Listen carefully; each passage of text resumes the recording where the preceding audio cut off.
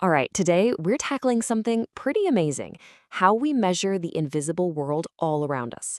And no, I'm not talking about ghosts or anything like that. I mean the really critical stuff, the chemical building blocks of our planet, our food, even our own health. So, how on earth do we do that? I mean, think about it. How do you measure something you just can't see? You can't exactly take a ruler to the ocean to check its health, right? Or use a weighing scale for the nutrients in the soil. The real challenge is, how do we turn these invisible but super important properties into actual data we can use? Let's dive into a few examples. First up, let's talk about the ocean's acidity.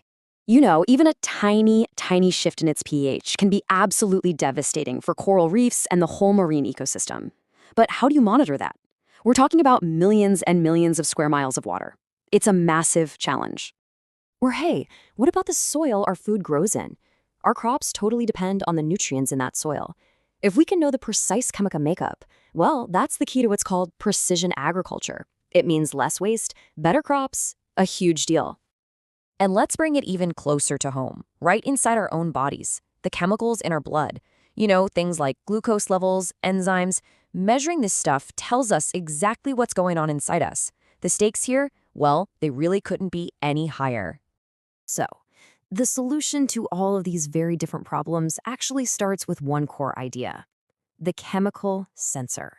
The whole trick, the real magic, is figuring out how to turn a chemical property like, say, how many of a certain ion are floating around into an electrical signal, something we can actually read and measure.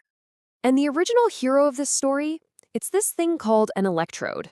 Basically, it's a special kind of probe that you can just dip into a liquid. When it touches certain ions, it creates a tiny, tiny voltage. And here's the cool part: the more ions there are, the higher the voltage. It's so simple, but absolutely brilliant. Now, the most famous one of all, the one you've probably seen in science classes, is the glass pH electrode. For literally decades, this was the gold standard for measuring acidity. It's a really elegant piece of tech when you look at it. So, how does this thing actually work? Well, it's all about that little glass bulb at the end. First, it has to be wet, which allows for something called ion exchange.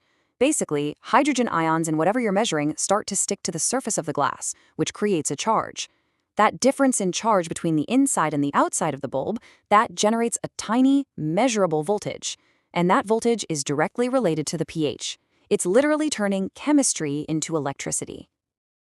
Okay, so measuring pH is great, but that's just one piece of the puzzle, right? What about all the other ions out there? This is where researchers had a breakthrough. They realized they could tweak that basic design for all sorts of different jobs just by swapping out the material of the membrane. And you can see the variety right here. It's pretty amazing. Just by changing that membrane material, you change what the electrode can see. So you could use a special crystal to measure fluoride, for instance, or a kind of water-insoluble liquid trapped in a PVC matrix to look for calcium.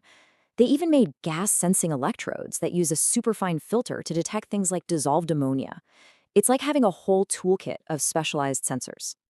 All right, so measuring simple ions, check. But what about the really complex stuff? You know, our bodies, the world around us, it's all full of big, complicated molecules like enzymes, proteins, sugars. How in the world do we start to measure those? Okay, this is where things get really clever. Scientists came up with the biochemical electrode. What they do is they take a normal ion-sensing electrode and they add a biological layer to it. For example, say you want to measure a molecule called urea. You can coat an electrode with an enzyme called urease. That enzyme specifically breaks down urea, and when it does, it produces ammonium ions, which, hey, we already know how to detect. You're basically getting biology to do the hard chemistry for you. And this quote really captures the spirit of the whole thing. If an enzyme works, then why not the whole organism works? I mean, I just love that. It shows how they were thinking. Scientists were like, okay, why stop at just one purified enzyme?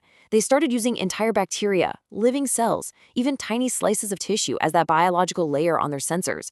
It just blew the doors open to all kinds of new measurements. So up to this point, we've been talking about these, well, pretty big and often fragile glass instruments. But the next giant leap forward, it came from a completely different world: microelectronics.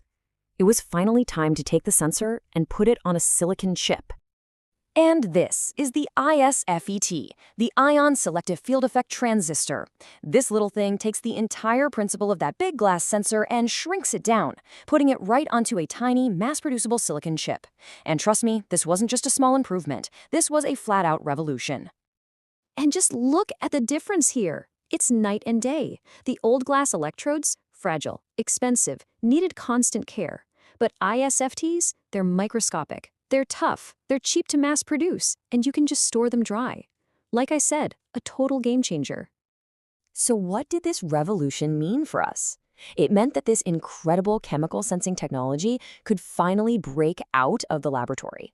It could be used pretty much everywhere, having a real, tangible impact on our daily lives.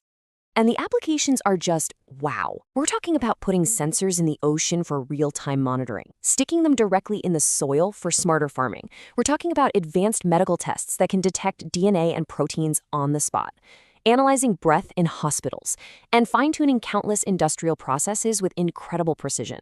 And all of it, every single one, is powered by that tiny sensor on a chip.